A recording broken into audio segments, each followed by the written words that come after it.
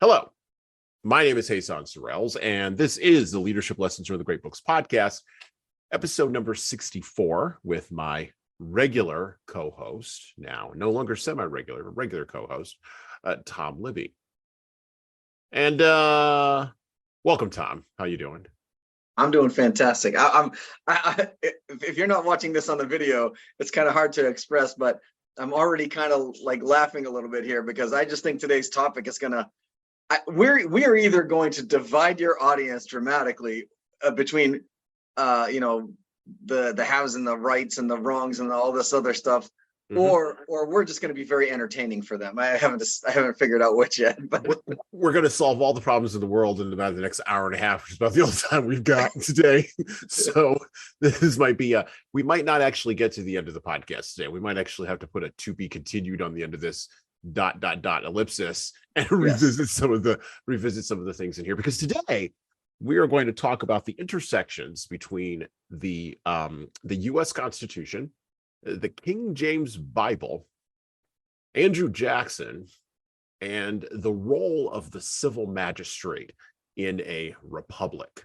This is the kickoff to our month in July, where we tend to focus on the U.S. Constitution, the Declaration of Independence, and what leaders can take from the founding documents of the United States, which I consider to be, and which many consider to be, I'm not the only person here, consider to be revolutionary documents in their time, but also consider them to be documents that have actually changed the nature of leadership, not just at a governmental level, but at a hierarchical level in all manner of ways, between leaders and followers. Has changed the nature of that relationship as truly fundamental founding documents do. So in the Bible there, we're gonna get into it. We're gonna kind of talk about Proverbs 23 and 24. And like I said, we're going to talk about the role of a civil magistrate and what that actually means. And this is weirdly enough a podcast episode that is going to drop after episode number 65, where we talked about First Kings, Second Kings, First Chronicles, and Second Chronicles. Yes, we're dropping them out of order. So I want you to go and listen to episode 65 and then get us in on episode 66, where we will be talking about, or not 66, 67, where we will be talking about the U.S. Constitution more broadly, beyond just the 14th Amendment, and the role of leadership with that. So we're kind of bringing some things together here. And we're starting that with this podcast today. One of the things that we are going to really focus on, the narrow area that we're going to focus on today in our conversation, and I'm going to quote directly from the U.S. Constitution in just a moment, we're going to talk about how do you put Caesar back in the box, because I do think that is a fundamental question for our time. When leaders get out of control, when they behave somewhat, I'm going to name a leader here that everybody knows, when they behave somewhat Napoleonically, how do you ship them off to Elba, right? How do you make sure that they stay in their lane? A lot of the times on this podcast, we talk about leadership self-awareness and how leaders need to understand who they are and the lane that they are in. But when a leader gets out of control, how do you put that leader in the box, back in the box? And whose responsibility is it to do that? And there is no better example of the checks and balances that are placed on leaders, I think, in the world today than the contemporary and even the pre-contemporary United States of America. And I quote directly from the U.S. Constitution, the 14th Amendment, Section 1, which is really the only section you really need. All persons born or naturalized in the United States and subject to the jurisdiction thereof are citizens of the United States and of the state wherein they reside. No state shall make or enforce any law which shall abridge the privileges or immunities of citizens of the United States, nor shall any state deprive any person of life, liberty, or property without due process of law, nor deny to any person within its jurisdiction the equal protection of the laws. Close quote. From the U.S. Constitution, Section 1, the 14th Amendment. We are only a few days away from the celebration of Independence Day in the United States, the day that Thomas Jefferson, a noted deist, penned the famous words, "We hold these truths to be self-evident, that all men are created equal." Oddly enough, or maybe interestingly enough, 7 years later, on July 4th at 1863, at a place called Gettysburg, Northern troops from Massachusetts, most notably where Tom Libby hails from, led by Joseph Chamberlain, held the high ground at Gettysburg and probably preserved the Union. They and the Southern troops who opposed them finally preserved in blood the argument that Jefferson made in principle. And they did it in the mud of Pennsylvania. You know, it's really hard when you think about the Civil War to root for the quote unquote bad guys, but I'm that guy. And that's not to say I root for the South. And that's not even to say that I root for the Southern argument. The Southern argument was full of holes. But secession, acts of leaving, right, are radically enshrined in the Declaration of Independence as well. And we read from the 14th Amendment. Well, the 14th Amendment was specifically added to the Constitution after the Civil War because, quite frankly, African Americans in this country, the descendants of African slaves, were still underneath systems where they could be deprived of their life, their liberty, their property without due process of the law because they were believed to be less than. But let us not merely focus on race. There have been issues around this with class. There have been issues around this between men and women in our country. And of course, speaking of Andrew Jackson, there have been issues between those individuals who immigrated here and those individuals who really immigrated here. And so it's hard to make an argument for the opposite side, right? It's hard to make an argument for secession because in our time, the cause of the Southern troops today is merely labeled as treasonous and then placed in a box and forgotten or thrown away. And the arguments for Southern secession, the arguments that they made based on states' rights, are dismissed by the same people in our time. We even seek now to rename schools and monuments and tear down statues of the men who opposed the Northern troops in the Civil War. Matter of fact, in the town that I live in here in Texas, there is a statue of a general who was a battalion commander. The county is named after him, by the way, and he died at Gettysburg, like a lot of Southerners did. And I don't think he was fighting for slaves. Matter of fact, when you look into that guy's history, he didn't own one.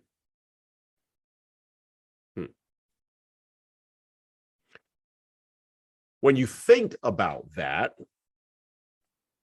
without emotion, which is really hard, there is no greater example in our country. The Civil War is no greater example of how far average people must be willing to strive to check the power of the civil magistrate, even if the civil magistrate is Abraham Lincoln, right?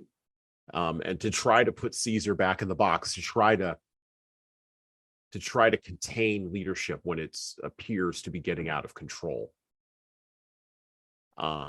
This is especially interesting in a country that ostensibly has a constitution and where Caesar serves a piece of paper in a republic rather than serving him or herself.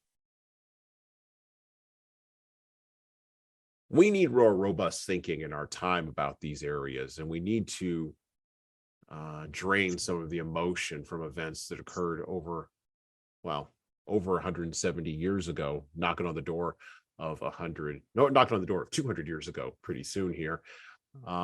We need to be able to drain emotion from those events, but we can't. And I think we can't because we are struggling at a human level inside of this republic we have built. We are struggling with the idea of how to ensure life, liberty, property, and due process of the law, while also acknowledging the reality of a hierarchical structure and of leaders that have egos, leaders that have hubris, leaders that have arrogance, and leaders that can sometimes get out of control. So, with all of that being said, the sort of ground being laid there, I already wound up Tom a little bit, told him where we're going today. But let's start off with that. Tom, does the enemy get a vote? Like, does the person opposing you, do they actually have a legitimate strain in their argument? Can we acknowledge that in our polarized culture today? Or are we all on the side of angels and there are no demons? We're all just on the side of angels together. So the first question you asked me is literally like a loaded gun here. But ready, fire, aim. Right, yeah. This is a really interesting topic for me, right? And I'm not. I think it's very interesting where you look at probably like the 70s and 80s, maybe early 90s, right, when our political landscape was a bit different, and in the sense that you could live in a state like Massachusetts and be a Republican and not worried about your house getting thrown eggs at every day, right? Where today, right. I know a lot of Republicans in the state of Massachusetts won't even admit they're Republican when they're in mixed crowds, like just because, you know, and just for those who don't know, if you don't know, Massachusetts is an extremely liberal state. I mean, we're probably one of the farthest left states that is in the country. Maybe us and California, I think, are probably the two.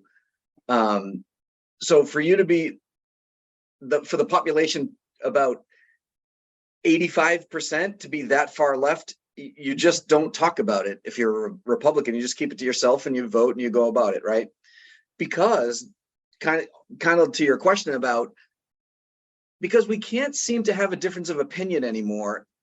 The idea of us disagreeing, shaking hands and walking away as friends is non-existent today, where it was when I was a kid.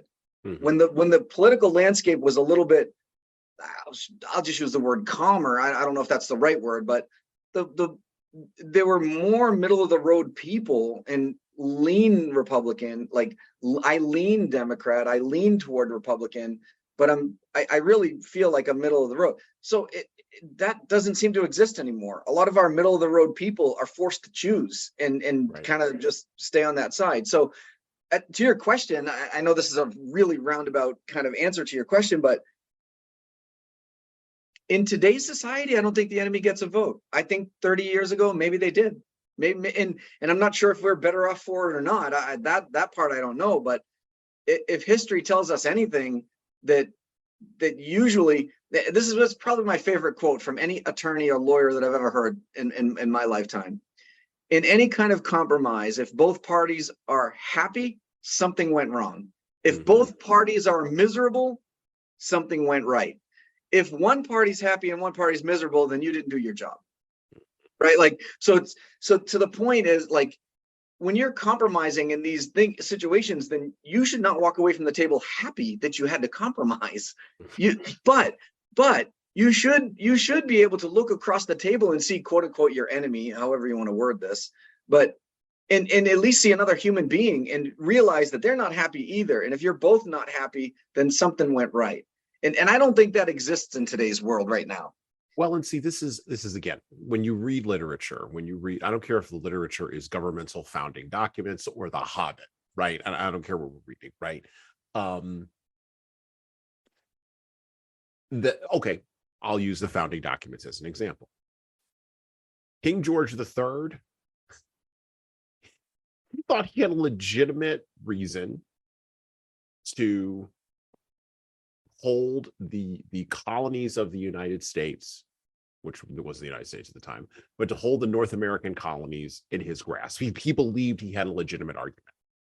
He got a vote. Jefferson lists in the Declaration of Independence, I know because we read it on the podcast, he lists all of the things that they are opposed to. And he even says in the text, we've sought redress. We've tried to fix this, right? We've tried to use the systems that we have in place, and we've been ignored.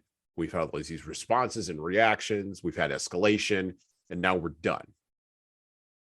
We're out of the game. But at the end of it, he writes something that's very, very interesting.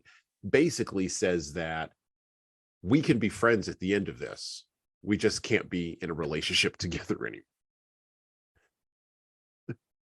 It's the ultimate.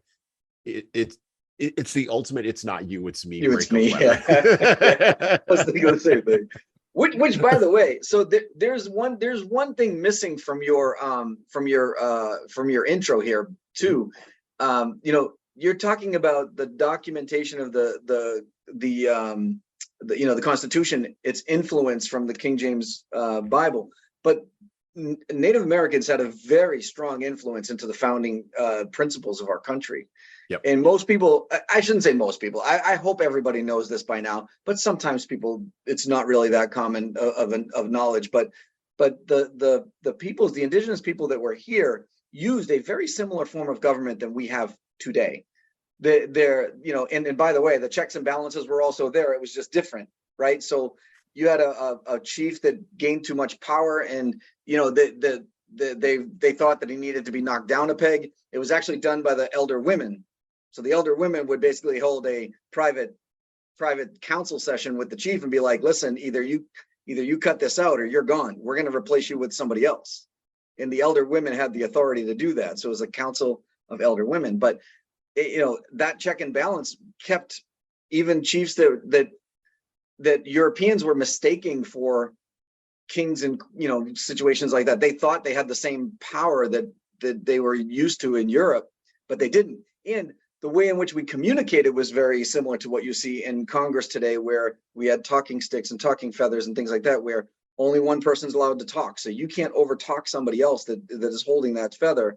There was councils divided, meaning not divided in arguments, but certain councils handled certain things. You'd have a council for war, a council for trade. You'd have so it's a lot of these principles. Now, granted, the founding fathers, in my opinion, did do a very nice job going deeper and really I'll say penciling out some formality to all of this. I definitely did, but a lot of people forget that these foundational principles come from something they encountered here. This wasn't something they invented. It wasn't something that they saw. It was or something that they came up with. It was something that they saw and they were interacting with at the time. Well, and I only think it works. And one of our guests who we'll have on the podcast this month, DeRollo Nixon, he's a friend of the show. He's a lawyer, constitutional guy, very, very deeply well-read, good friend of the show. Had him on last year during the month of July to talk about the Constitution and, of course, the Federalist Papers, which were the arguments for the Constitution, right, and the Anti-Federalist Papers, which were the arguments against. One of the points that DeRollo makes is that you would not have had the Constitution and you would not have had that understanding of what they were seeing in the Iroquois Confederation and in other places, which is what you're talking about. You wouldn't have had that understanding from the founding fathers and from the people who came before them, who, when they showed up, they recognized this, without having an understanding of the Magna Carta coming in, right? Yeah. And so they brought that idea that, and this is a radically revolutionary idea, and this is why I use the term Caesar. For the vast majority of human history, leaders are leaders. They have all the power. They're the monarch. They do what they want. What is it the Greeks used to say? The strong do what they will and the weak suffer what they must. Yeah. And that's it, right? Raw power. Except even in those times, the raw power didn't work. But let's just take that as a broad brush generality of leadership in human history. The Magna Carta is the first time, and there might have been times in China, there might have been times in India, but those times either are not recorded or are not known to us in the West. I'm sure the Western world wasn't the only, we're the only human beings that came up with this idea. So I'm going to put that caveat around it. But in the West, the Magna Carta is the first time where elements of the Bible come in and they are looked at and that divine right of kings thing is checked, and the monarch is told both by the church and by average people, you need to go back in a box, buddy. You're way too far out of the boundaries. Well, and then the principle of that you are not above the law. Like if you Right. create the law, you have to. It's the practice what you preach kind of situation, right? Right. So, yeah. Like, yeah. Even I am not above the law. I mean, there are rules even on this show. Even I am not above the rules. Now, sometimes leaders will use that to hide in bureaucratic laziness. You get a lot of that. So if you go and you're interacting with a civil structure, particularly a civil service structure, this happens in Texas. I know for sure it happens in Massachusetts and every other state I've ever lived in. But you go and you ask for a bureaucrat to do something for you, and they will hide behind that. Even I'm not above. I can't. It's not my job. Not my job. Or my personal favorite is, what are you going to do? It's the rules. And you go, you made them. You 1,000 years. Yeah.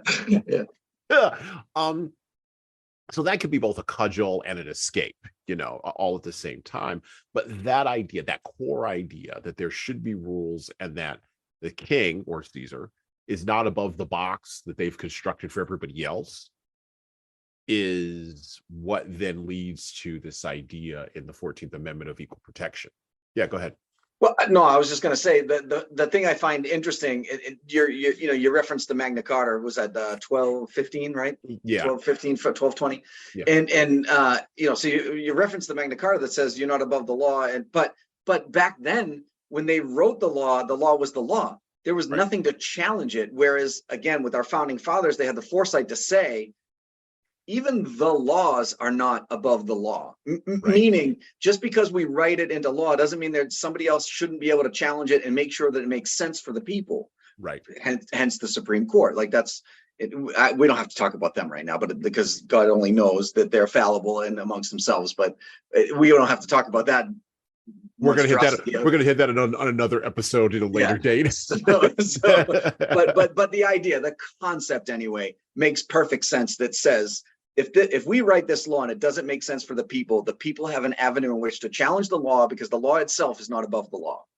Like that whole concept, again, it was just brilliant at the time. And they put in paper and put in practice and in principle and in writing what they were witnessing. Right. So that was the one difference. Right. So us as a people, and for those of you who don't know, I am Native, so I can speak to this a lot deeper if you ever want to. But we didn't write this stuff down. We didn't have that mechanism in place.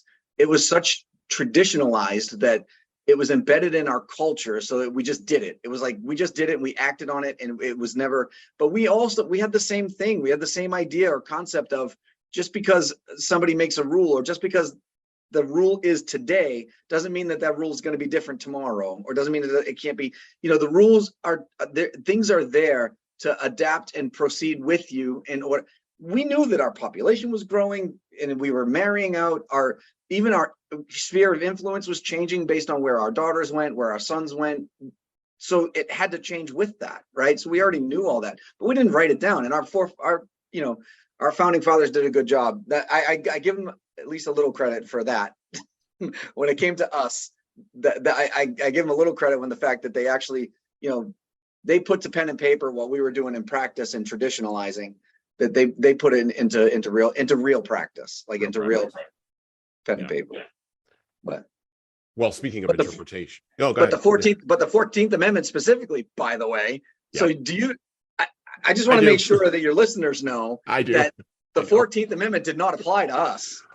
And there is a Section 3 in there where doesn't matter. We weren't considered citizens until 1924 with the Indian Citizen Act, right? Oh, let's get into that. All right. No. We're going to get into that right now, because I have a piece that I would like to read to you here.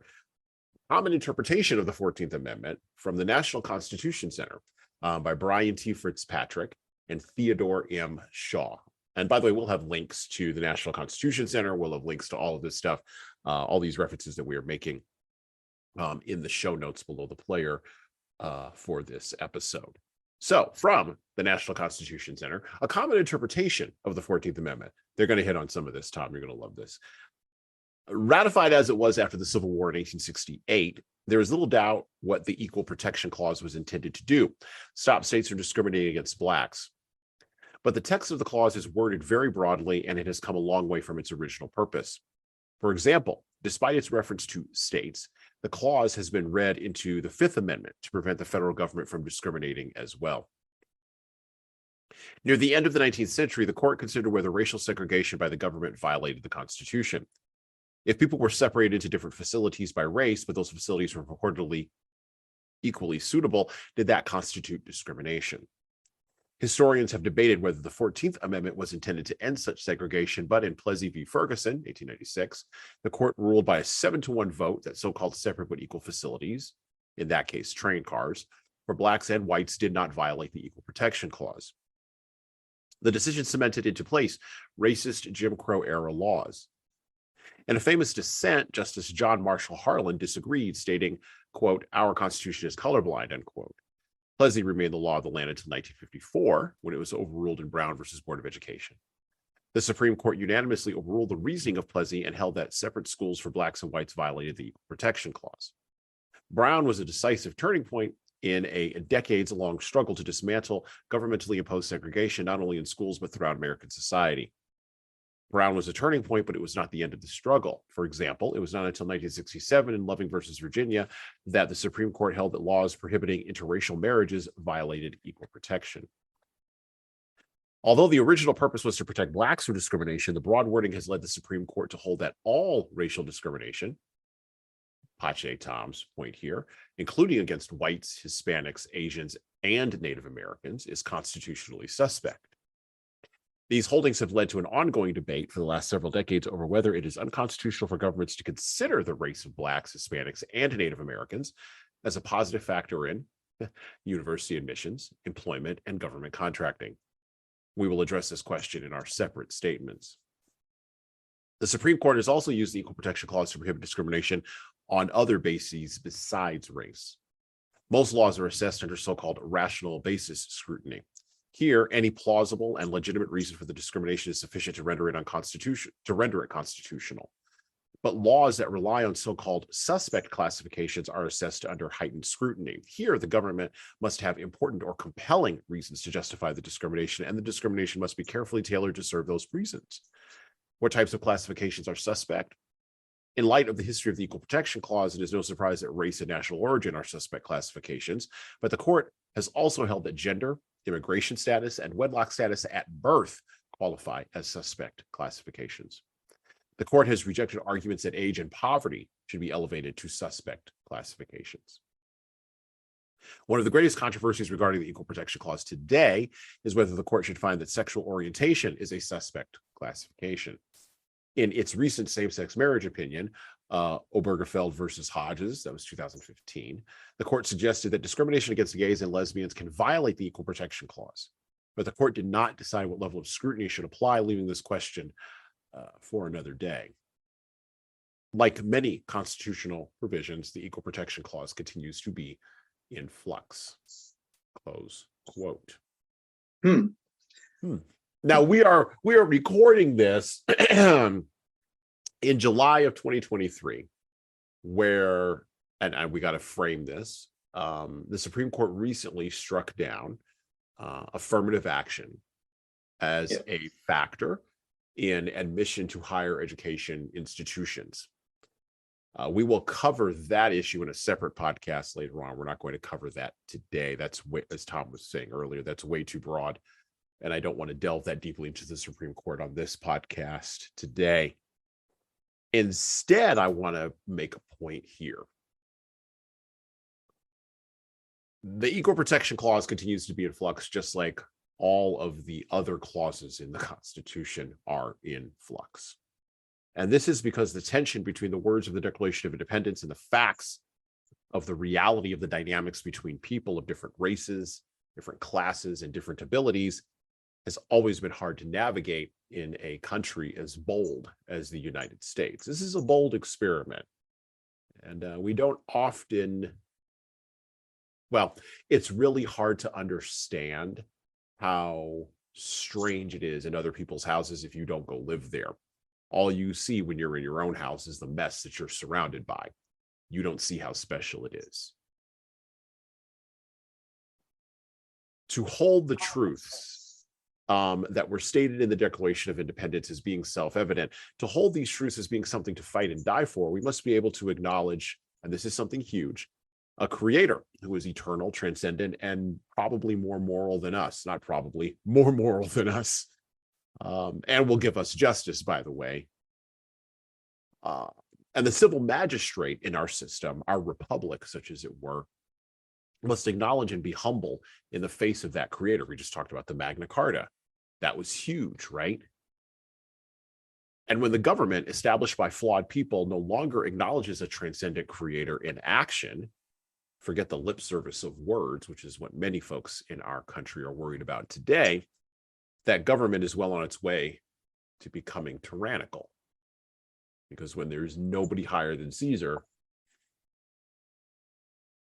or there's nobody higher than the magistrate, what have you got? And that tension between the reality of what is actually being walked out on the ground and the vision of the United States may be too great, maybe too hard, maybe too hard, too tight for leaders to grasp and hold on to. This is also the spot where you get into the idea, and Tom sort of brought it up, and I want to explore this a little bit with him now, of the leader deciding what rules he's going to follow and what ones he's not. So let's start there. If I'm leading people, forget a country, that's too complicated. There's 315 million people in this country. Let me go on record. I never want to be president, ever. Yeah. Same, by the way. Ever. Zero interest in that office. Now, mayor of a town, I could handle that.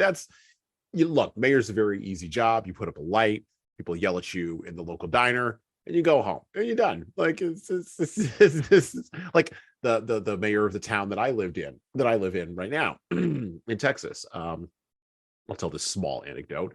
So I was out last week with my wife and my youngest son, and we're having dinner or whatever. And the mayor of the town is in the restaurant, right? And he's sitting at the bar, he's drinking with whatever. It's fine, I don't care. And I pointed him out to my son. Now my youngest boy is 6.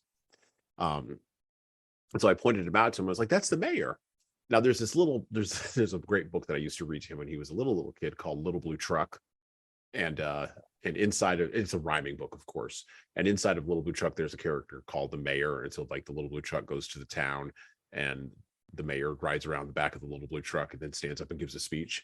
And you always say in the rhyming doggerel of the story, the mayor stepped out. So that's kind of how I think of it. And I kind of said that to him a little bit. And he's like, "Oh, that's the mayor." Anyway, so he got really excited about that because he's 6, right? He thinks that means something. And it does for a 6-year-old. Anyway, I'm sitting over there and I'm eating and we get our food and all that. And to make a boring story interesting, not a long story short, but a boring story interesting, the mayor walks over and shakes my hand. And he starts talking to me and asking me how work is going. And he introduces himself to my wife. And he's like, "Oh, and who's this young man right here?" And I was like, and I said, my son's name, and I introduced my son to the mayor. And after he walked out, he looked at me like he'd met a celebrity. That's what you need right there. That's the level of civil government. That's the heights I would like to hit. I don't want to be president. I want to be mayor. I want to make some 6-year-old kid's life happy for like 5 seconds. By the way, just to be completely transparent, I did not vote for that gentleman, nor did I campaign for him. But he's a fine guy. I don't have a problem with him. The idea that we can, in a republic, hold our leaders accountable, right? And that they are not above the rules that they create, is critical and is crucial. But what's even more crucial is, I think, how we actually practically do that, and having the courage to be able to do that. So how do we have the courage to be able to do that? Let's start with that, because that's Well, a way to sort of get into some other things. I think it's funny that you brought up your son, because I think, if you boil it down even further, you got, the rulers of countries, but then you come down to the mayor, and then you got family units, right? Right. So if you think about it, all the same rules apply, right? Like, Right. I'm the dad, my wife's the mom, and we're not above the rules either, right? But every once in a while we break them. And if your kid calls you out on it, you better have a pretty damn good answer as to why you broke the rules. That's right. And then it gives you an opportunity to teach them that, again, like I said earlier, not every rule is established to be a permanent rule forever and ever and ever, till the end of human existence. So in the leadership roles, there are times where you simply have no choice, right? Like, you have a rule in your company that nobody pays an invoice on time, right? I don't know, I'm just making something up, right? So we have terms for a reason, and they give us 30 days, and I want you to pay it on the 31st day. I don't care whatever. And then the owner of the company comes in and goes, no, this bill needs to be paid like today, right now. But it says we have until the 30 more days to pay it. It doesn't matter, pay it right now. But you're going against your own rule. Pay it. I just need you to pay it right now. So if you're going to do that, like our founding fathers, you have to have just cause, right? You have to be able to refer to something that gives your employee the acknowledgement that they were right to challenge you, that they were right to ask you those questions, but you still need them to do it, and here's why. But you need to be able to. You can't just say because I said so. Especially in today's day and age, you can't just go to that employee and say, pay this invoice. Well, you said our company policy says this. I don't care. I'm in charge. It's my company. Pay the invoice. That's the end of it, because I said so. I think that if you, and I'm assuming there are plenty of leaders that do that. Mm-hmm. The problem is you shouldn't. Mm-hmm. If you then say to that employee, you know what, you're absolutely right. And I think maybe we need to revisit this policy, but for now, I need you to pay the invoice anyway. Let me explain why. We have this upcoming blah, blah, blah. This company is going to be a sponsor, but they're not going to be a sponsor unless we pay our invoice, quickly, blah, blah, blah. I'm thinking of like the HubSpots of the world that have like these big conferences or whatever, right? Like, but I'm just thinking, I'm trying to fit it into a box here for the podcast purposes. And it could be a multitude of things. I'm just picking one that I think is the easiest to explain. But the reality of it is, you as a leader have to know, going to that employee already and asking them to do that you should. And here's the other thing too. You should expect them to challenge that, or at least ask the question. And if they don't, that's a different problem altogether, right? Like, now you have a different problem from your company's perspective, from a leadership perspective. Well, there's all these dynamics between, like, where does authority come from, right? Yeah. We haven't really talked about that on this podcast, but this is good, because we've determined you talk about larger structures and then breaking it down into like simple ones, right? Like going from president to the family. Okay. Yeah. Great. So I'm going to go from the West to like individuals, right? In the West broadly, we've determined that authority comes from, and this is why we read books on this podcast, comes from the word. That goes all the way down deep into the Bible and other stuff that's all the way down deep at the cornerstones of Western culture. We've determined that words, language, speech, this is why freedom of speech is a real thing, right? That needs to be protected. And I'm not just talking about spoken words, I'm talking about written words, right? We've determined that the written word gives authority. Okay. After that, you can get into all kinds of different things. Who writes the word? What kind of power do they have? Yada, yada, yada. But the word is the thing. Okay. Well, if the word is the thing, and then you're in a family unit, and you said the word, and your kid gets you, and you've had this experience, you've been a parent long enough, I've been a parent long enough, where I've caught myself going, well, because I said so. That's, not okay. Not okay. You're gonna wind up in a problem. because what you're doing then is then you're saying the word wasn't good enough, and what you're doing is you're sliding in authority there. And Yeah, there are other cultures in the world that do operate off of authority, which is purely just, I said this and I am the measure of that word, right? But we don't have that in our society. We don't, I won't say we don't have that. We do have that, but we are struggling mightily to push past that. And I think that's something that's unique. You had a point. Well, no. I was just gonna say, I heard when I was a kid, I heard a statement that always made me cringe a little bit, but because it lends to the definition, right? So I heard they said to me the difference between right and wrong is the majority.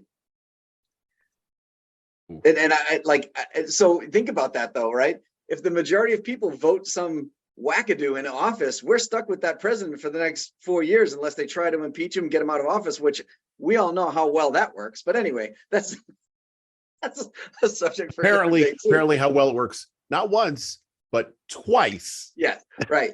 So but the to get back to your when your kid calls you on the carpet about something, as a parent, I learned very, very quickly. I learned very quickly how to handle that, right? So my son, the first time my son did it, and he's my oldest. The first time my son did it, I was like, I didn't know what to say. I was frazzled, and I was like, listen, you just got to do it. You got to do it. I don't have time for this right now. You just got to do it, right? Right. And as I encountered this more frequently, I came up with this thing saying, "You're right. I'm glad you called me on it, but I don't have time to explain it to you right this second. I just need you to do it for now and remind me later and we'll talk about it." Right. And then in my brain, I'm thinking 50-50 shot whether or not the kid remembers to ask me about it.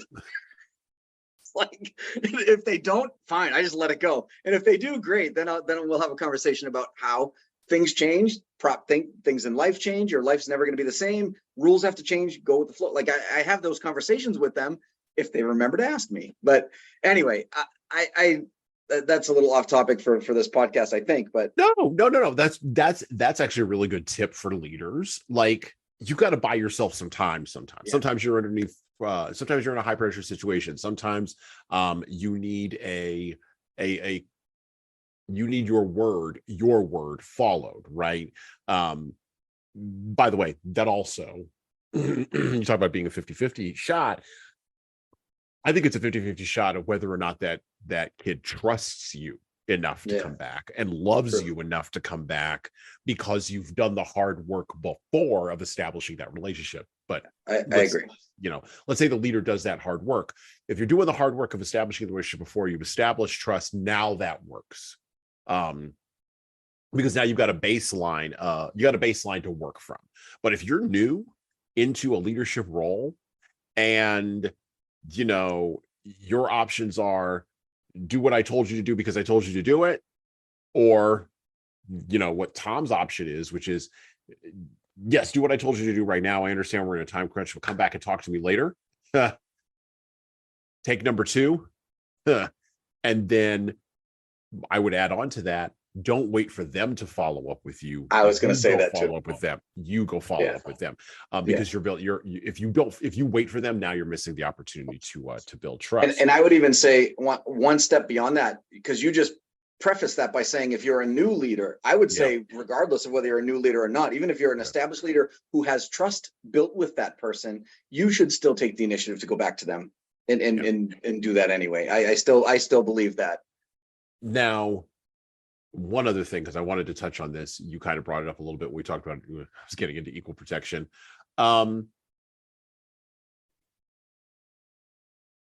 The U.S. Constitution begins with the statement, in order to form a more perfect union. I love that, by the way. More perfect. Not we are perfect. Not we're kind of sort of okay. Not, no, we're hanging out here. No. We're going to go towards more perfection. These guys knew how to set a vision, right? Yeah. And by the way, knew how to set a vision, understanding the fallibility of human beings and the frailty of human beings, and the possibility that, to Benjamin Franklin's point, after the Declaration of Independence came out, when he was asked by someone, very famous quote, or no, it was a Declaration. No, it was a Constitution. After the arguments about the Constitution have been concluded in Philadelphia, when asked by somebody, what is it that you've got? He said, well, we've got a republic if we can keep it. They didn't think the experiment was going to hold together. They'd be, and I've held this position for many, many years. I think Jefferson, Hamilton, Franklin, Washington, I think all those old boys, they'd be shocked that we got as far as we did. I agree with that. I think one thing again you're missing there was the predecessor, right? The Constitutional Congress. They thought that was all right. They actually thought that people were going to just gravitate back toward that. Right. So exactly. That's why they thought this experiment was going to fail, because they thought they already had it right. Right. Exactly. As we know, they didn't. They didn't. Well, they did now. The forward thinking. But I think that we are also in this spot where, and we'll talk about this a little bit later on in the podcast towards the end of our show today. But I think we're in this spot where we're at the beginning of a third founding, I think. And it's taken me a long time to kind of get to this idea, because we're in one of those 80-year transitional moments that happens every 80 years in our country, where all the political parties talk about being in Massachusetts, and there's only like 15% of you who are Republicans and 85% of you who are Democrats. We're in the midst of a transitional shift. The political parties are shifting around. The culture is shifting around. I see the two most recent Supreme Court decisions, and it's not just those two. It's a whole series of Supreme Court decisions going back at least 10 to 15 years now, where I think we are the generation, and I've actually been talking about this with a couple of people. We are the generation, I think, not the one that will see the next turn. We won't live that long, but we're laying the foundation for that next turn to work. And that's kind of one of the reasons why I do this podcast in the way that I do it. It's why I read these books and talk about this with Tom in the way that I do, and other guest co-hosts on the show, because I do think that we're the generation that lays that foundation. I think we're in the midst of that right now. I could feel something shifting around in the cultural zeitgeist, and it might just be my own delusion. I'll grant you that. It might very well be that I might be delusional. Everything might be going off the rails, and we might be entirely going off the cliff, but I don't think so. I think there's been something that's unstated that's going on in our culture right now, that we're kind of making a decision about which direction we're going to go. And it's 315 million people. And to Tom's point about equal protection, so I want to close this loop on here because I want to get his comments on this. Equal protection means equal protection. We didn't get this right from the founding. By the way, in the Anti-Federalist Papers, they knew they screwed up on the slavery thing. They knew. They were not under any illusions that they had somehow solved this problem. They just thought, this is a fight we can't have right now, so we're going to push it off for another day. Not maybe human beings will get better, not maybe we'll be less fallible. We'll push it off for another day. And at some point, we're going to have it. Matter of fact, one person in the Anti-Federalist Papers, he says, it was a judge. He says, basically, God deals out judgment and justice to nations, because that's who God does that. Human beings don't do that. God does that. God deals out justice to nations, and he will deal out justice to us for this. And apparently, all of the Southern reps at the Constitutional Convention basically sat mute. Interesting. Like, okay, they're like, oh, okay, yeah, it probably will happen that way. That's acceptance, though, right? They're like, right? Yeah. They're like, yeah, you're right, but we don't care. Yeah, we don't care. Like, what are you going to do? What are you going to do? Let us go? We're going to go right back to England then, like South Carolina, North Carolina, the Carolinas would have gone back. They would have taken Virginia with them, which at the time, talk about Massachusetts, Virginia and Massachusetts were the two sort of, and that was back when Massachusetts was more connected to Maine, but they were the two kind of this giant lodestone, sort of twin pillars, right? Which is why it's interesting that Joshua Chamberlain holds a little round top at Gettysburg, um, against the hordes from, interestingly enough, Texas. Interesting. Those Texas boys charged that hill multiple times. Yes, they did. And they didn't get to the top of it. But it was a miracle because his left flank almost entirely completely collapsed. So, and if it had been, perhaps this conversation would be happening in a totally different environment. Equal protection.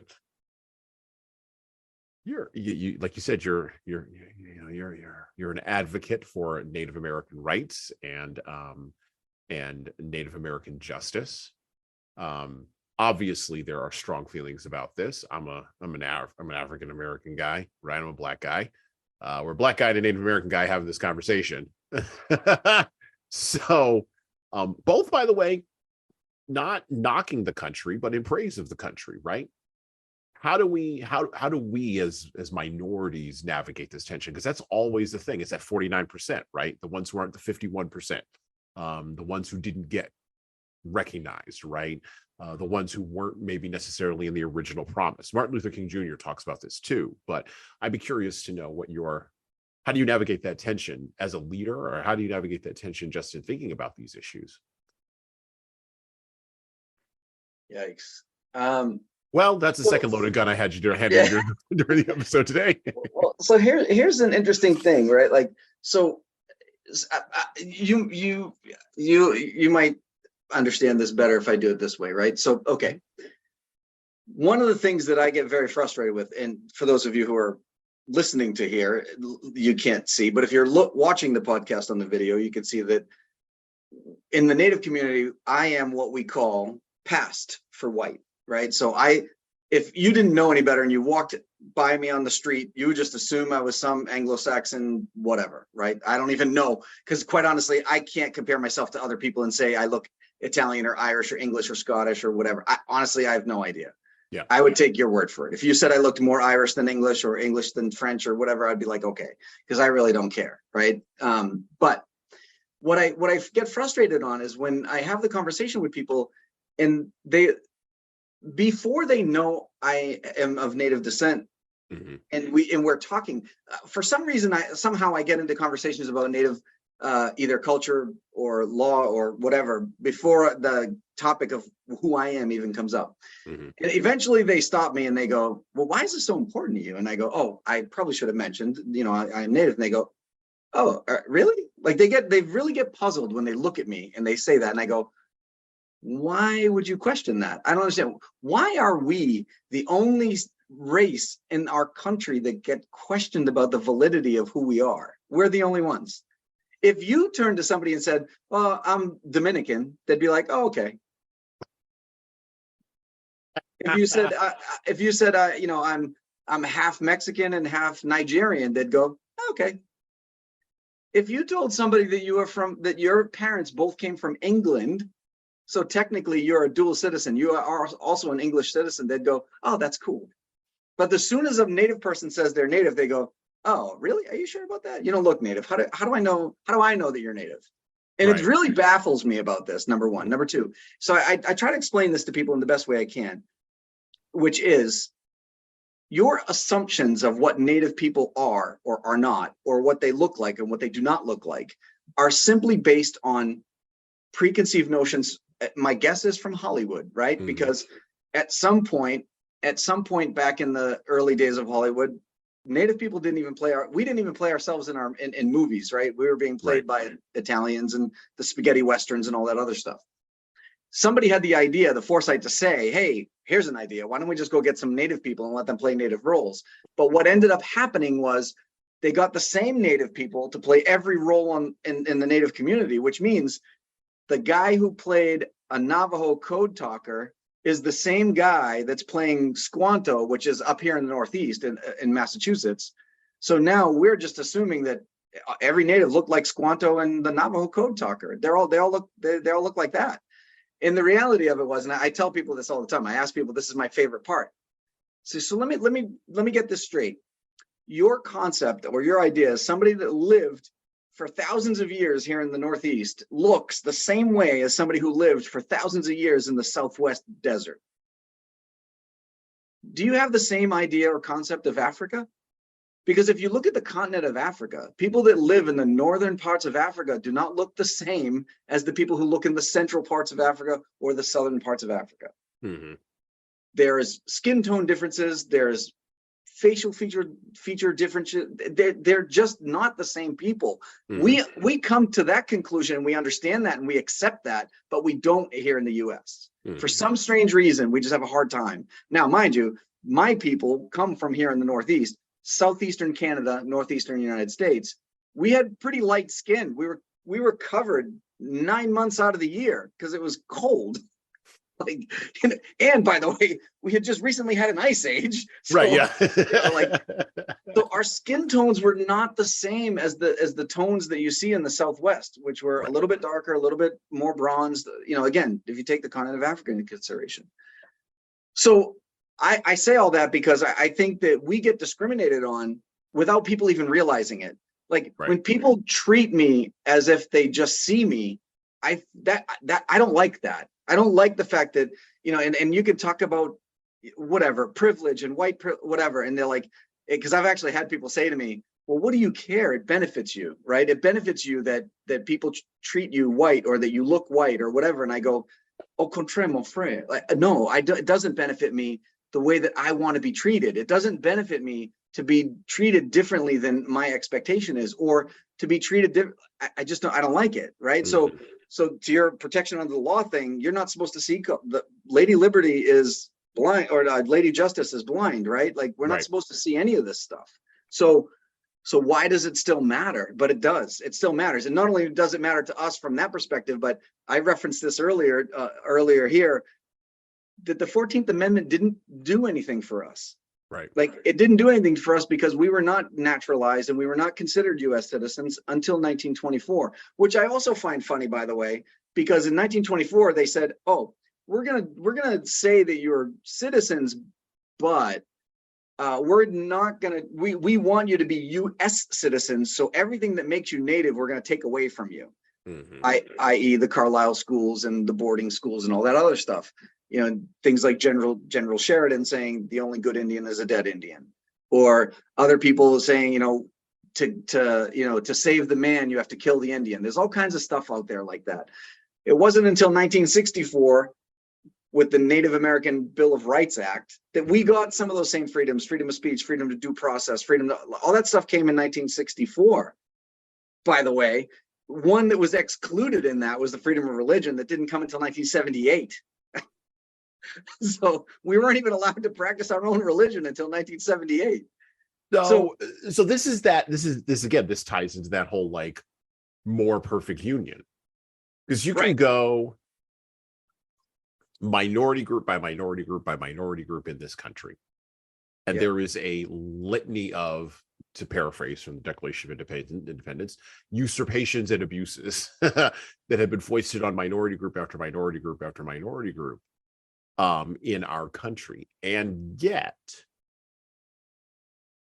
I am not aware of any minority group, yours, mine, or any others, that's voting with their feet to go someplace else. Agreed. Why would I? Why? Where am I?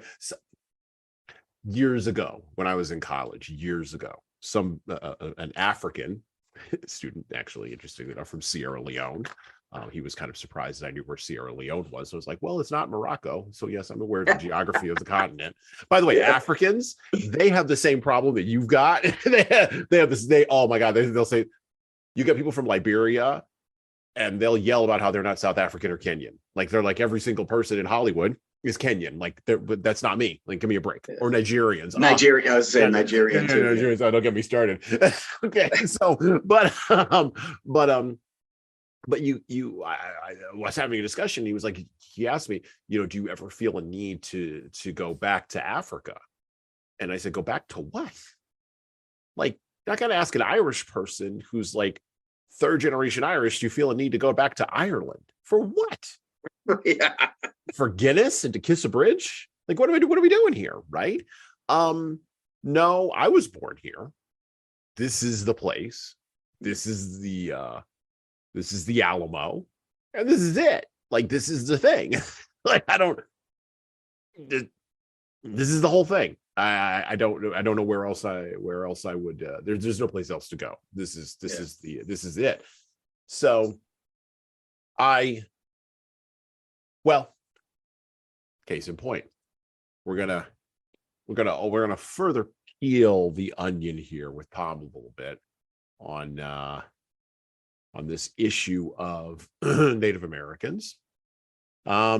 But we're going to approach it from a little bit of a different angle, because remember I said it's hard to root for the bad guys, and it's hard to say something nice about the other side.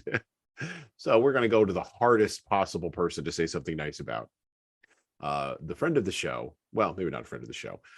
He's on a $20 bill. His name is Andrew Jackson. So we're going to talk a little bit. And if you can't see the video, Tom is smiling unironically right now.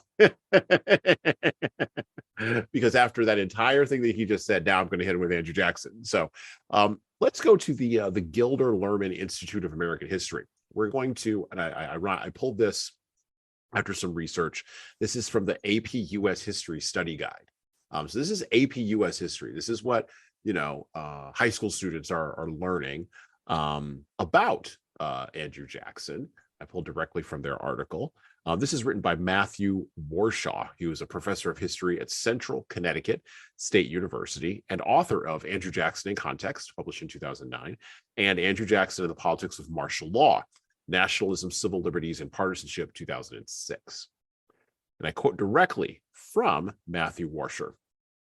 In 1860, biographer James Parton concluded that Andrew Jackson was, quote, a most law-defying, law-obeying citizen, unquote. Such a statement is obviously contradictory, yet it accurately captures the essence of the famous or infamous Jackson. Without question, the seventh president was a man of contradictions. To this day, historians have been unable to arrive at accepted conclusions about his character or impact on the nation. Was he, as Robert Remini has argued across the pages of more than a dozen books, the great leader and symbol of a burgeoning mass democracy? Or was Jackson merely a vainglorious bully with no vision for the nation, reacting in response to his own sensitive pride, as Andrew Burstein and others have insisted? There is much that one can look at in Jackson's life when attempting to arrive at conclusions. In particular, his relationship with the law and Constitution offers a significant window into his worldview. Whether it was illegally declaring martial law in New Orleans, invading Spanish Florida, and executing British citizens, removing federal deposits from the Bank of the United States, or questioning the Supreme Court's authority in Worcester versus Georgia, Jackson acted in a manner that was at times distinctly illegal, yet widely hailed by supporters as being in the nation's best interest. And before we conclude that this support was partisan banter bestowed by his own Democratic Party, we must remember that historians and legal scholars to this day have wrestled with the larger ideological and constitutional meaning of Jackson's beliefs and actions. One thing is certain: Jackson had no qualms about overstepping the law, even the Constitution, when he believed that the very survival of the nation required it. Moreover, this perspective remains at the very heart of the debate in a post-9/11 America. The essential question stands: can a leader violate the law in order to ultimately save it and the nation? Jackson's ideological conviction about the flexible nature of the law and the Constitution in the face of dangers confronting the still fledgling nation can be seen in many subsequent Jacksonian battles. When President Jackson confronted the Bank of the United States in 1832, he did so with the belief that it was a corrupt fiscal monster threatening the nation's economic security. He not only vetoed the bank's recharter, which was within his right as chief executive, but went a step further by removing federal deposits even after Congress had deemed them safe. Jackson transferred one secretary of the Treasury and fired another in order to secure the deposit removals. His actions were questionable, if not completely illegal, and the Senate censured him by making a notation in their journal. They didn't attempt impeachment for lack of support. Other legal conflicts surfaced. Jackson allegedly defied the Supreme Court over Worcester versus Georgia, 1832, announcing, and I quote, "John Marshall has made his decision, now let him enforce it," close quote. The case revolved around Georgia's attempt to apply state laws to Cherokee lands. The court had ruled against Georgia's authority to do so, and Jackson, dedicated to Indian removal, allegedly challenged Marshall. Although there is little evidence to support the above quotation, it certainly sounds like Jackson. Nonetheless, the case required nothing of Jackson and was ultimately settled out of court. The fact remained, however, that in this case and in McCullough versus Maryland, 1819, when it was ruled that the Bank of the United States was in fact constitutional, Jackson challenged the court's authority as the final arbiter. As president, Jackson believed that his authority to deem what was constitutional equaled the Supreme Court's.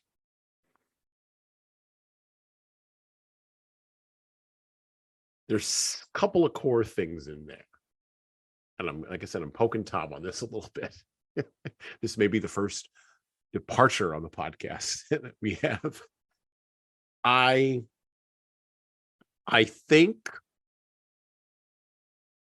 Jackson was a flawed man, just like anybody else. I think that he was a human being, just like anybody else.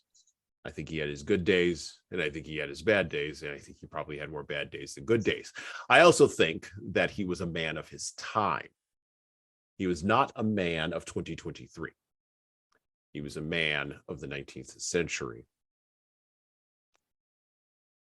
The core question here, which is raised in this piece about Jackson, is, can a leader violate the law in order to ultimately save it and the nation? Does a president in our system, does the executive have a right, or should the executive have the temerity to tell the Supreme Court where to go if they don't want to do something? We haven't never resolved this tension. And to Tom's point, the issues that were brought up in Worcester v. Georgia that specifically related to Georgia's attempt to apply state law to Cherokee lands could have been resolved by presidents before Jackson, but the can was kicked down the road until it eventually met an immovable object known as Andrew Jackson's will. We live under the Constitution. We don't live under a monarchy. But sometimes we have leaders who behave as if they were monarchs, from mayors and governors to legislators and presidents. The civil magistrate under the Republican form of government has the right to choose to ignore the leader, follow the leader, or even, in the case of the South, rebel against the leader.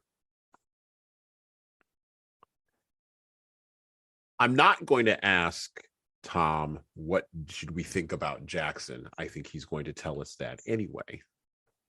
Instead, what I'm going to do is ask Tom, how do you put a leader like in the Jacksonian mold? How do you keep him in the box? How do you wrangle that guy? Because you talked about the Chiefs, right?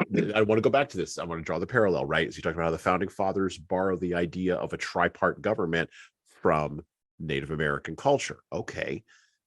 How often did those chieftain women run across a chief who was just like, yeah, that's cute, and just walked away? I think you have to talk about some foundational things first, right? So Okay. again, you're talking, 1870-ish, 70, somewhere around there, 75, when Franklin took his cohorts up to the Haudenosaunee people. The Salagi down in the Carolinas and Georgia, you're talking 50 plus years later. I think there's some things you need to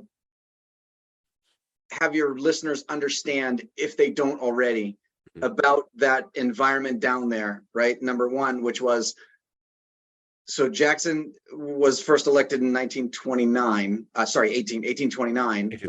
1829 to 1837, I believe he served 2 terms. So in 1829, his first course of action was not to just go right after them, right? His first course of action, believe it or not, was relatively civil by comparison. He essentially dissected the Cherokee, the Salagi people, into 4 essential chiefhoods, and then convinced the chiefs of those 4 that their old ways weren't good enough, that they needed to act more like the government they were dealing with, so that they were, in principle, they were basically led to believe that that they could not operate that way anymore. Okay. Then they were convinced that the whole concept of land ownership, again, you got to remember, natives didn't have the same concept of land ownership until they did. And Jackson was the one who really pushed that onto the Salagi people. And well, it wasn't just the Salagi too, by the way. It was Choctaw and some of there was a couple other tribal affiliations that were in there. So I don't want to exclude them, especially if any of my brethren in arms are of those nations. So I do recognize it was not just the Salagi. So please forgive that part. But anyway, this particular case was specifically the Salagi that they divided into these 4 chiefhoods. Jackson convinced 3 of those chiefs to basically just give up and sell them the land and become, part of the cog and all that other stuff. That's part of what Worcester v. Georgia was about. Not all of it, but part of it, which was we should not have enforced this land ownership on them, and we're basically forcing our ways and thoughts onto them. And Jackson was like, well, this is the way we're doing it, because this is now part of the United States. Because if you remember, at that time they had already moved a little bit westward. Yep. So it was like assimilate or die kind of mentality. But Jackson didn't present it that way, right? Jackson presented it in a way that said, we're going to make them feel like they're part of us, and then we're going to push them out because we're going to just take the land, and we're going to give them fair market value. We're going to do the whole eminent domain thing, and like there was all this it was like a monopoly, like a monopoly chessboard. It was like monopoly, but not like there was not payment, but not. And then so now the Salagi are split today into 2 bands. You have the Western band Cherokee that are in Oklahoma. That's where the Removal Act was putting them. But you have the Eastern band Cherokee that stayed in North Carolina. They basically said, you want us, come get us. You want to take us off our land, you come get us off our land. They pulled an Andrew Jackson on him. They said, yeah, that's all well and good that you think you want to do this. Now come get us. And he just couldn't. He couldn't muster the support, the strength, the physical, ineptitude that it would have taken to remove them from the hills of North Carolina, because, well, let's face it, they knew the hills better than they did. They were never going to catch them. They were never going to grab them, move them, whatever. So they just gave up after a certain amount of time. I believe it was 1850 where they just said, forget it. We're just going to leave them be where they were, which is essentially when that whole Trilatiers movement ended, was 1850, right? So it went from, it signed 1830. It was not really enforced for a few years because of all the back and forth in courts and all that stuff. And that whole settlement, quote unquote, out of court, that was the settlement that I'm talking about, where they just basically convinced the other 3 chiefs that you own this land now and we want to buy it from you. There's this thing called eminent domain, so you don't have a choice, but we're going to try to give it. And by the way, we're going to give you the same equity land out in a nice neighborhood out in Oklahoma. I know you haven't seen it, but trust us, it's really nice. It's Oklahoma. I mean, it's and oh, by the way, I don't want to knock any listeners from Oklahoma. By the way, it's a fine state. It's fine. Oh yeah. No, I like. I lived in Nebraska for a while, not Oklahoma, but to me, they're never mind. Anyway, so we've already irritated enough people in this podcast today. Go ahead. But then in the same breath, they were like, oh, and by the way, we're going to pick up some of your brethren on the way. So it's not just you. We're going to take the whole lot of you, and we're going to give you your own. This is going to be yours. It's going to be. He just basically bullied them into it. But that's what that's what the settlement was. Like that, So he wanted John Marshall to go ahead and, you said this was unconstitutional. Good luck to you to try to stop me from doing it anyway, because he knew he was going to do it. He knew he was going to be able to do it. He knew he was going to succeed in it. The part that I have a problem with too, and we could talk about Jackson more or whatever, but I still have a problem with the guy who comes after him has an opportunity to stop this nonsense, because John Marshall already said it was not constitutional, and he didn't. So Martin Van Buren just said, I'm just going to go with it. I'm just going to go with the flow. I'm just going to let it happen. It's already in process, so there's no point in stopping it. Like it's So this is, leaders do this all the time, though. You get a really strong personality, and don't get. I mean, I've read some things about Jackson, not deeply, but I've read some things about him. Guy was, I mean, well, let me put it to you this way. he was the kind of guy who would duel on a regular basis. Yeah. And he had no problem shooting another dude in the street. He was just going to take you out, right?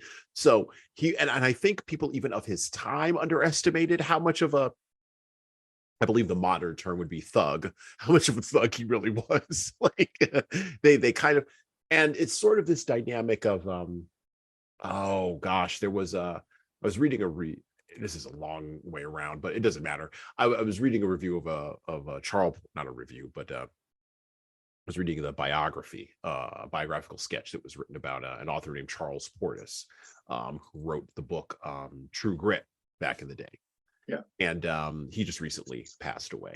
And the person was describing, I got to look it up and find it, but the person was describing the character Matty Ross in True Grit. And the way that Matty Ross was described in the article, and I'll bring it up here in just a minute, kind of relates to Andrew Jackson. Like occasionally you will have leaders. I think about leaders in fiction, right? Most notably, maybe the leader in the father in the show Secession, right? Which is really just King Lear, but in reverse, right? You'll have those leaders who are just so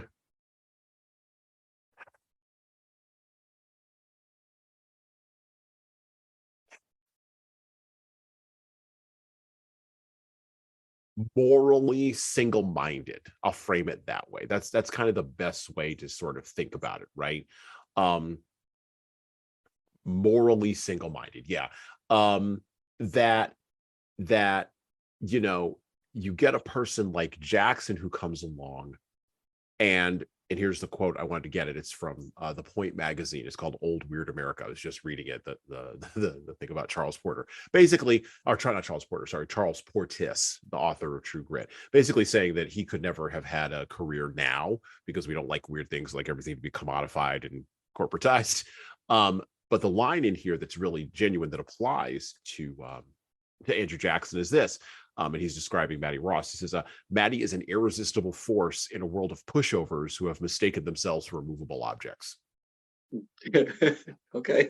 That's a great line. That is a great line. And you think about it. That's Jackson.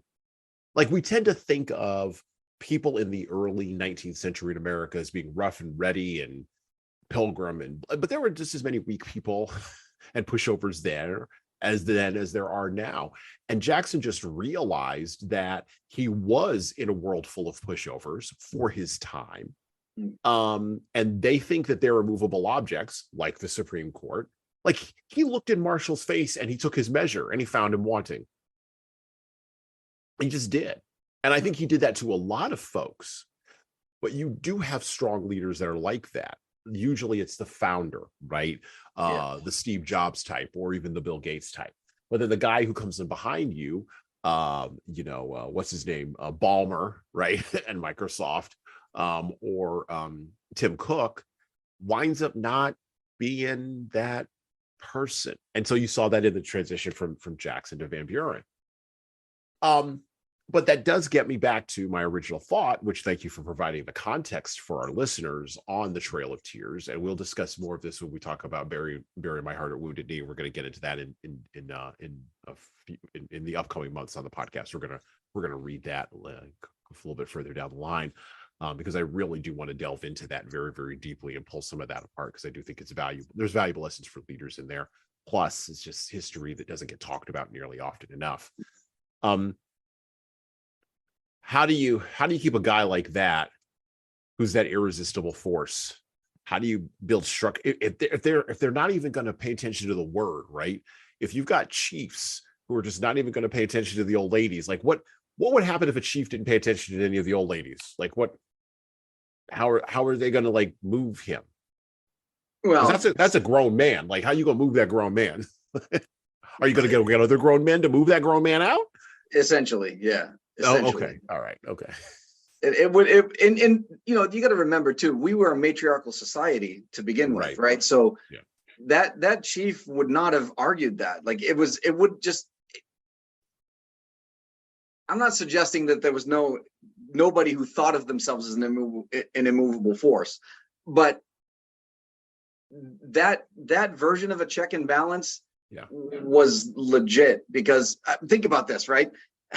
If the women that are coming to you are your wife's mothers, or your wife's mother, your wife's aunt, if you have to go to sleep sometime, you're sleeping in the same bed as this one, like, I'm sorry, but I'm only gonna push so far with that scenario, because I want to wake up the next morning.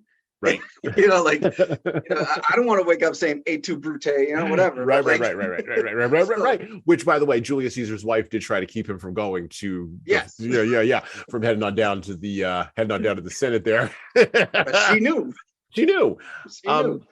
But anyway, but there was a real, there was a real plus.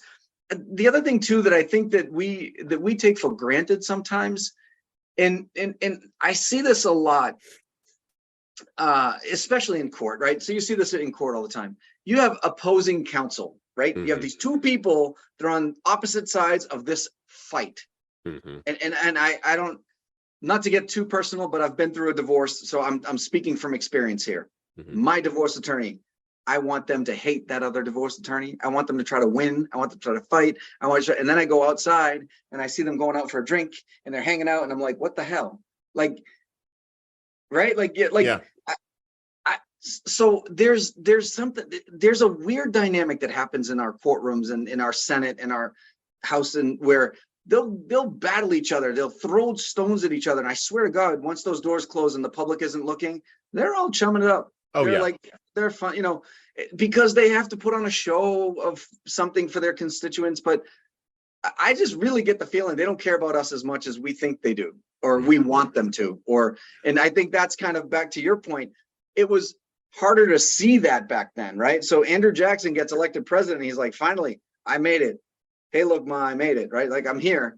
Now no one's going to knock me down, because I'm just going to do whatever I want. And I don't care what the public sees, because quite honestly, we don't see anything back then. Right. It took us 6 months to get a letter to California, whatever, right? But whereas today's day and age, it might be, we think it's a little different. We think it's a little different because of the age of social media, access to information so much faster. But quite honestly, I still don't think they care. I don't think they care as much as we think they do, or as much as we want them to. Well, and that's the separation between the politics of leadership and the actual act of leading. Yes. Right. Those are two separate things, which also must be separated from a third thing, which is the act of making law. Yeah. And we mix those three things up together, and we think that those three things are immovable objects. I'm going to close, or maybe put the ellipsis on this episode, because we're close. We're at the end here. I'm going to put an ellipsis on this episode. I'm going to put 3 dots at the end. And in going towards those 3 dots, I'm going to quote from Proverbs 23. Some wisdom, by the way, from one of the wisdom books in the Bible. 23:1, actually. When thou, I love the thous, when thou sittest to eat with a ruler, consider diligently what is before thee, and put a knife to thy throat, if thou be a man given to appetite. Be not desirous of his dainties, for they are deceitful meat. I think that's pretty good advice. And then Proverbs 24, verse 1. Be not thou envious against evil men, neither desire to be with them, for their heart studieth destruction, and their lips talk of mischief. I think that's a good place to put the ellipsis. Yeah. I want to thank Tom for coming on our episode today, coming back to our episode today. Hopefully we'll see him next month. Gonna go offline and see if we've driven him off. Nah, he'll be back next month. We'll be getting into more of some of the topics that we've discussed here: the role of the civil magistrate, the role of the Constitution in leadership, and what does all this mean for people in the midst of our third turning, I think, the midst of the beginning of something that's happening in America. Once again, thank you, everybody, for listening to the Leadership Lessons from the Great Books podcast. And with that, we're out. Listen and subscribe to the Leadership Lessons from the Great Books podcast on all the major podcast players that you listen to podcasts on, including iTunes, Stitcher, Google Podcasts, and even Spotify. And please leave a 5-star review if you like the show. We need those reviews to grow, and it's the easiest way to make sure that this show gets into the ears of the leaders who need to hear it. And of course, tell all your friends. If you want to get started on the leadership path, HSCT Publishing's products and services can help your team do that. Check out our training webinars, coaching services, and more at leadershiptoolbox.us. We also have a video-based subscription service, that's software as a service, that can help your team become better at the individual level.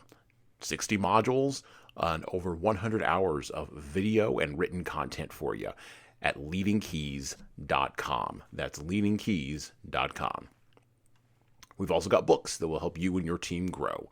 Pick up a copy today of My Boss Doesn't Care, 100 Essays on Disrupting Your Workplace by Disrupting Your Boss, and subscribe to the Little Red podcast I launched earlier this year with the same name as that Little Red book.